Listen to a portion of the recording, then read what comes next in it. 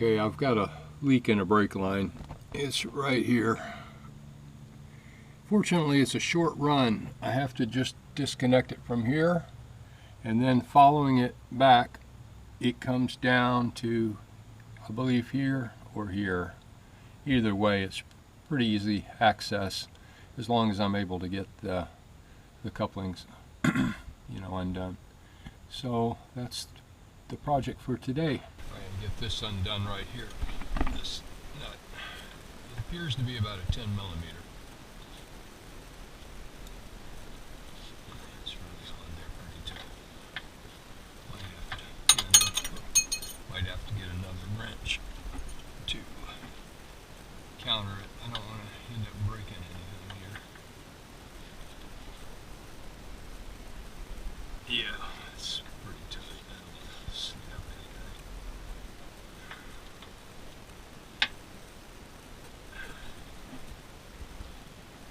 Get another. Just have to be careful when these things get rusted down in here. This truck has seen weather up north, unfortunately. That's why it's rusted.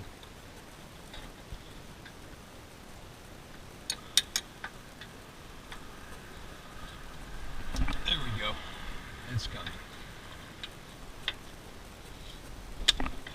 It's just falling apart. I can see the line. Twisted. Pretty rusted.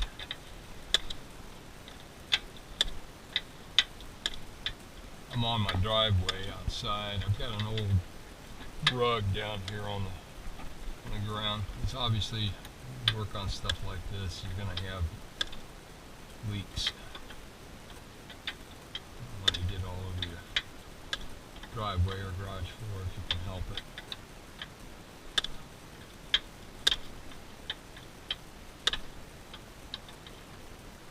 I'm just going to unscrew that.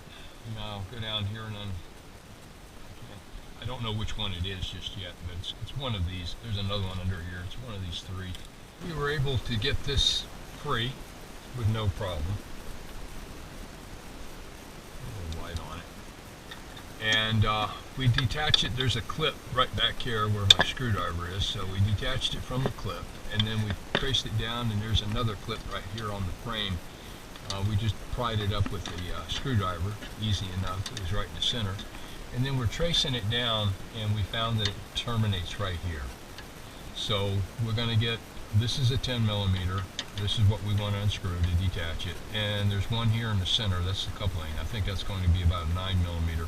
We'll put a wrench on that to hold it stationary as we unscrew this. So we'll be able to get this out in one piece, which is great because then we can use it as a template when we're bending the replacement tube. I was wrong on the size on this one over here. This is a 15, not a 10. I don't know why I was calling it 10. That's 15. These are 13s right here, and that's a 12 in the center. But I'm not having much luck holding this one in the center, trying to get this one undone. So I was able to put two 13s on each end, and I'm able to get this one loose. So once I get this loose, it'll still come apart. I'll just take the coupling off after the fact. So either way, that'll work. And of course, we got some leaking here. Something underneath it. Of course, doing brake work, just be sure to wear some type of glasses. You don't want to get this stuff, brake fluid, splashed in your eyes. There we go. And of course, we're going to have to bleed the lines once we get this done. Anyway, we'll just go ahead and remove this line.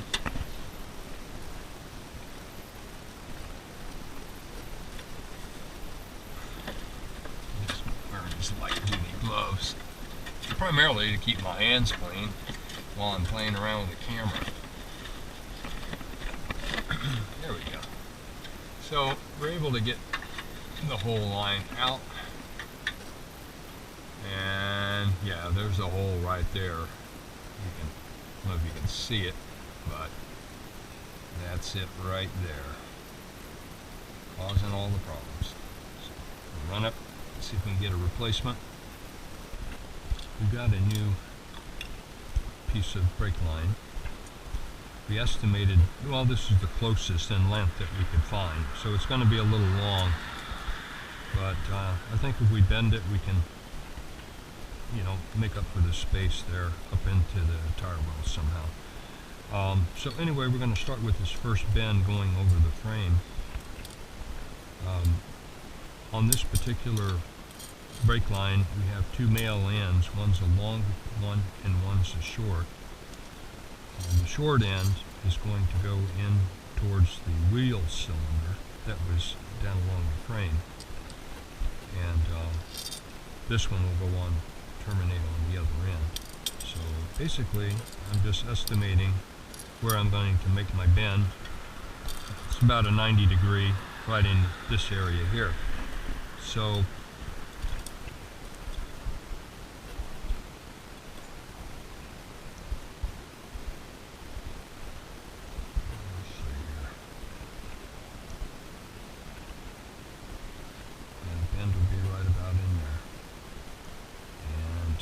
definitely want to use a wire, a pipe bender like this to do this. If you don't, it's going to crimp your line. So it's a little bit longer, but we've got plenty of pipe to work with. So I'll take this one here and go that way with it.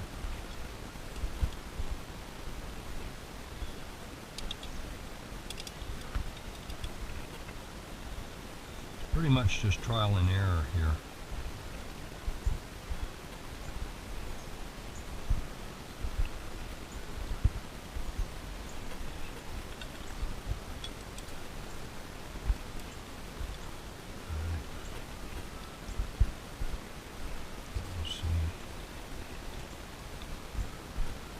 I'm just going to continue working it, and we'll go from there. Okay, getting it roughly bent to shape, just using the other one as a rough guide. So I'm manipulating it in around with the other lines right now. Nothing says that they have to go in exactly the way it was, as long as they're secured. Let's see. Just takes patience on this part. Alright, I'm going to get this up underneath these lines this way. There we go. Wrap it back around in that way.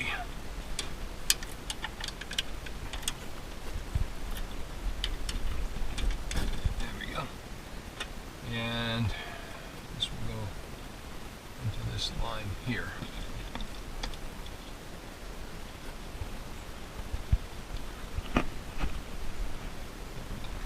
Just get that started.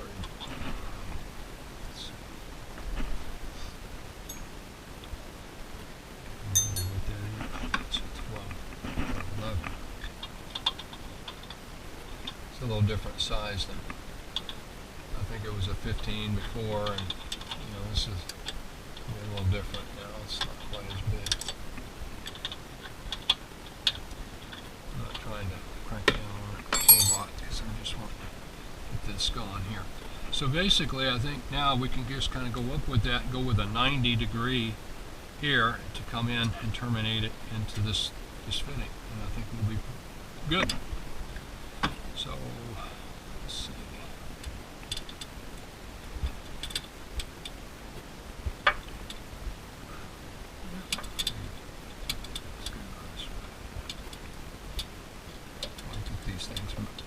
Reverse until I start working with it.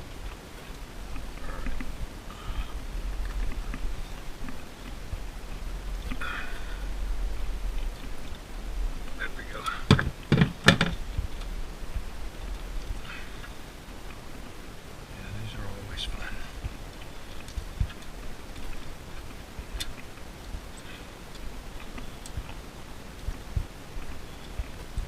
can get it started, and we'll deal with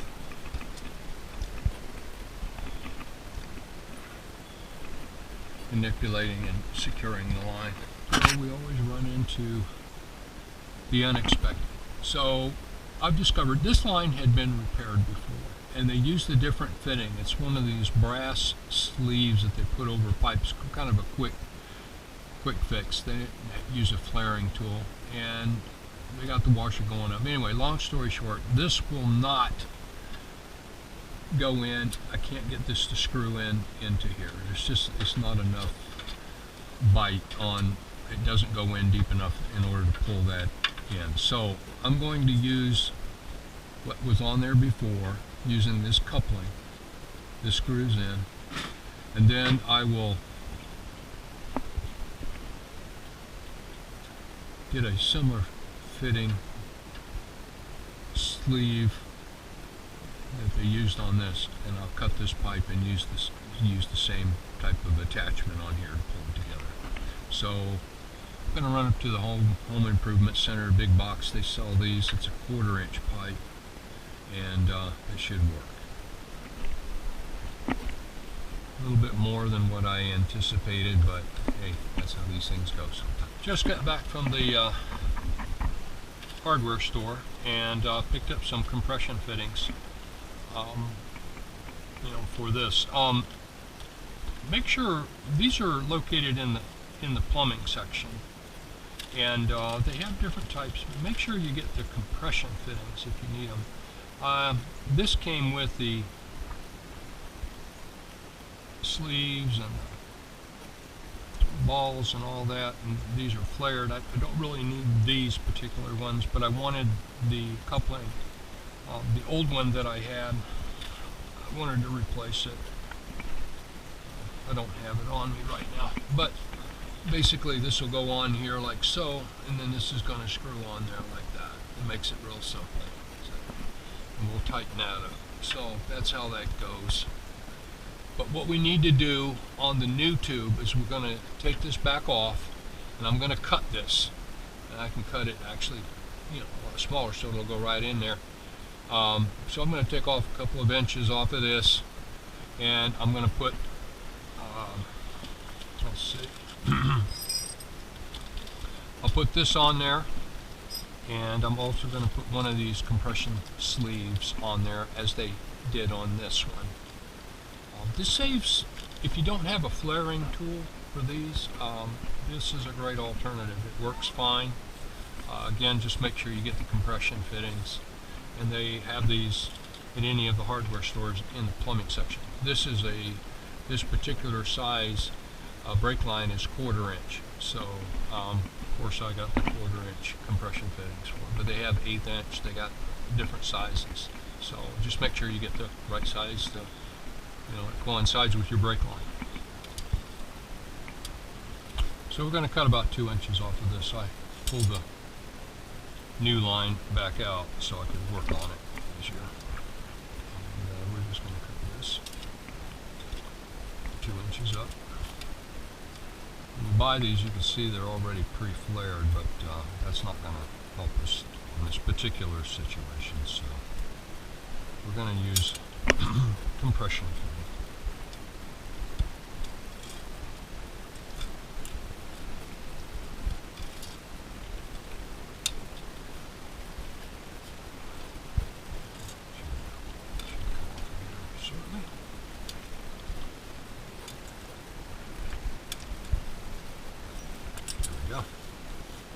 So we got a couple inches cut off. We're going to just pull this fitting off, and we're not going to use that. That's a different type of fitting. This fitting, kind of works like this. See, it presses it. But we didn't have enough room to grab the threads on that other thing, so that's why we had to go with this. Might want to remove. Sometimes this labeling that they put on there for pricing gets in the way. The sleeves are very close fitting, so alright, so now we'll take our 1/4-inch nut. We're going to put that on there first, inch tube, so that goes on there first. And then we'll take our sleeve. These are resealable, so that's pretty cool. And I always kind of hold on to these. You never know when they'll come in handy again. So, see, that's pretty tight fitting. You just put that right on there like so. Just like that. Okay. And then as this screws in, it's going to, on this coupling, it's just going to tighten that sucker right down. Matter of fact, we can just go ahead and put that on there a little bit. And we're going to fish this back up underneath here like we had before. There we go. Get through those centers back around the top of that. There we are. That's gonna work out pretty good. And we'll just kind of press that right into the, well, I think I'll get it back behind that so we can press it right into the frame. That's what I meant to do. Yeah, fish it up so we can get it right up against the frame. In between those, there we go. I'm going to go ahead and we got a lot to play with. We can go ahead and start this, make it a lot easier for us. There we go. That's a good start. Keep grabbing the wrong one. That's where we go. Just tighten it down a little bit.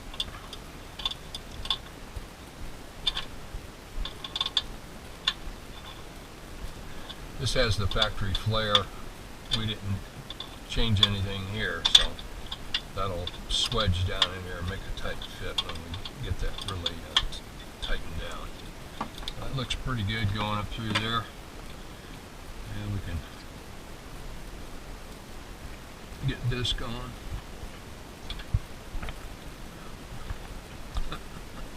Slipped right off, didn't it? Yeah, patience, patience.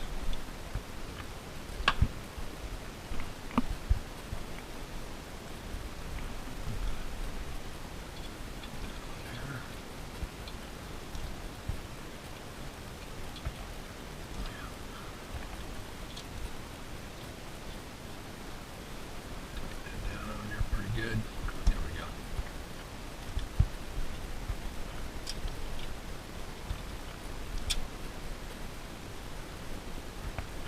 There we go. All right, now we just tighten them down.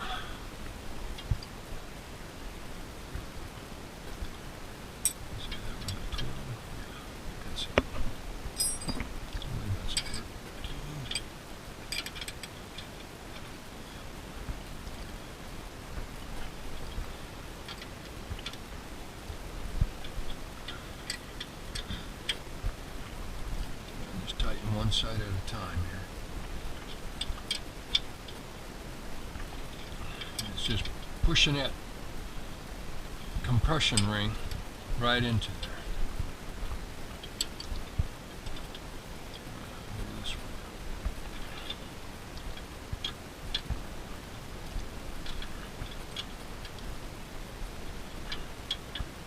Of course, when we go to bleed the brakes, we'll make sure that there's no leaks.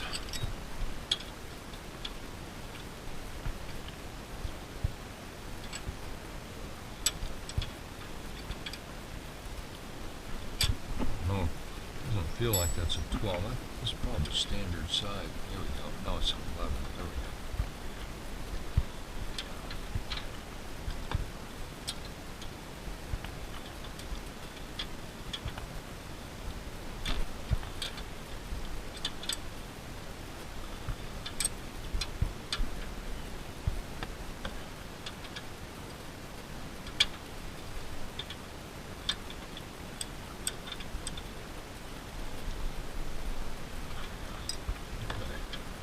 Alright, I won't worry about pushing that in against that just yet. When we start bleeding the brakes, we'll come back to that, make sure that there's no leaks. Then I can get that more against the frame and secured better.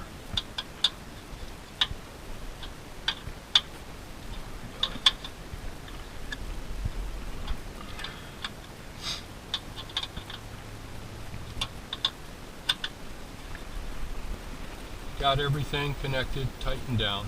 I pumped on the brakes a few times. Of course, there's going to be some air in the lines, but I didn't detect any leaks.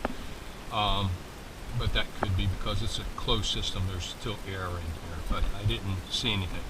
So the next thing we're going to do is bleed the system and check your menu, your owner's manual on the sequence. But normally you start with the farthest distance and work to the closest distance. So this is the front driver side here. This would be the last one, the last line that we would bleed. What we're doing is that by bleeding the system, we're purging all the air out of the lines, and we're also checking, the braking vacuum. But the sequence would be the rear passenger side first. Then it would be the rear driver side, then it would be the front passenger side, and then the driver side front, the last one. So we're going to start with the far back wheel first, passenger side rear first. And what we're looking for is this cock right here.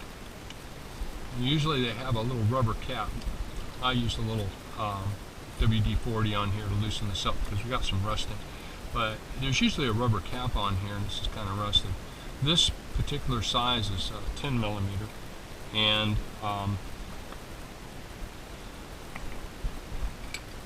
you're gonna, well, we'll go through the sequence, but you're gonna open it as you're bleeding it, and then you're gonna close it off, not to suck back any air. So we want to get all the air out of the lines.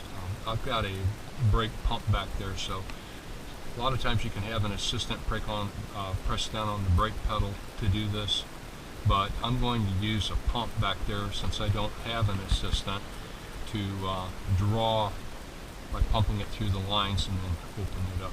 So we'll get started. We have finally gone around the system and bled the lines all the way through, and now we've come to this one, which is the last stop. So I will demonstrate on this point and on the procedure that I've been using.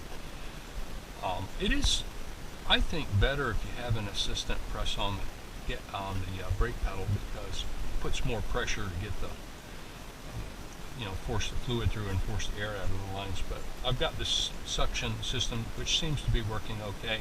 It's a little slower, but it seems to still work when you're doing this yourself.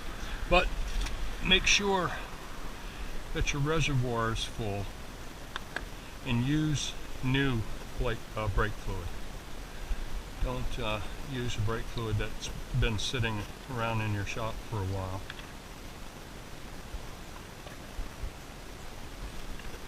I'm just going to try and pour this in. Probably better to use a funnel, but I'm okay with this. I got an old rug up underneath the truck anyway. There's a little bit of a spill. Alright.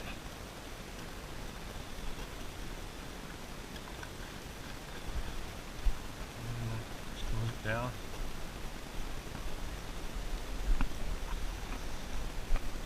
We've got everything set up. This is our bleed valve right here. And on this particular truck, which is a Suburban, it's a 10 millimeter. So there we go. So I'm getting fluid through it. I just want to get it open up enough .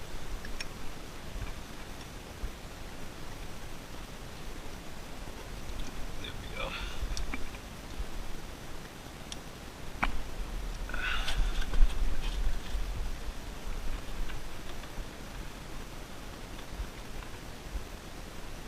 Make sure that this is all closed in here tight.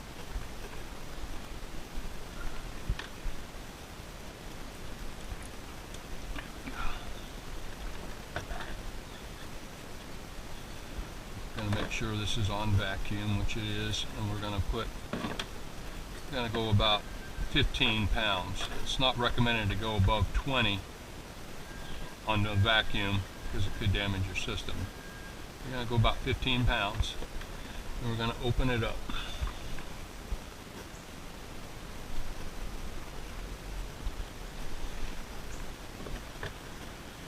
It's starting to, you can see air in the lines here. This is the line we've actually been working on, so there is going to be air purging through this. And you just watch your needle, it's going down.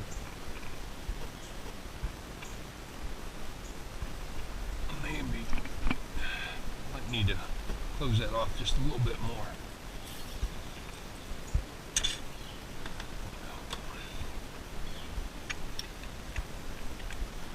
Find a sweet spot where it opens the valve and closes it so you can get vacuum.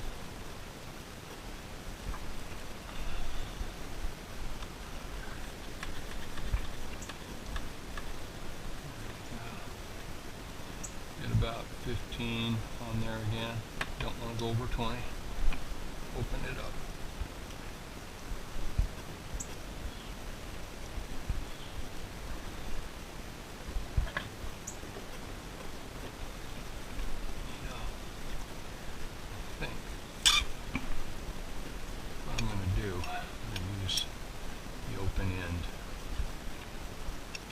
So I can open it up enough. I don't think I'm opening it enough to really let that go through. Alright, so let's try that.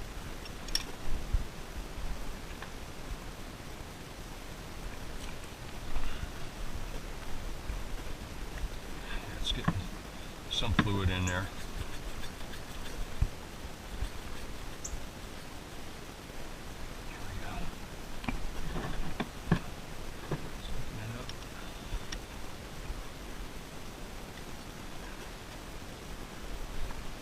Establish the suction.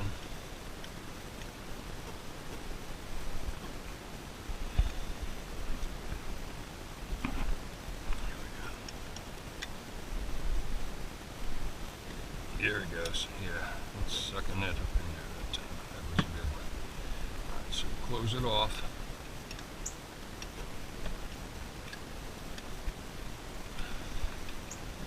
Go ahead and dump this.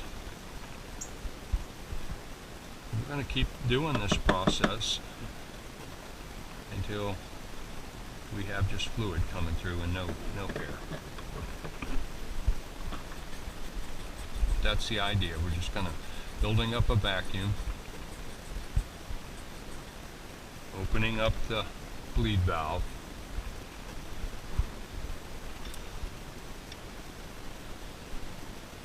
and normally somebody, there it goes, there's the air pushing through the line there. Normally somebody would be pressing down on the brake pedal as you open this and then have them hold the pedal down until you close it off and then release the pedal so it doesn't suck air back up into the line. So anyway, we'll just continue with this until we're good. We're all finished up. We finished bleeding this line, got all the air out of it. The pedal is firm. We topped up the reservoir with brake fluid, closed it off. We're all ready to go. I've got this up against the frame. I put a tie wrap just around the other brake lines right here.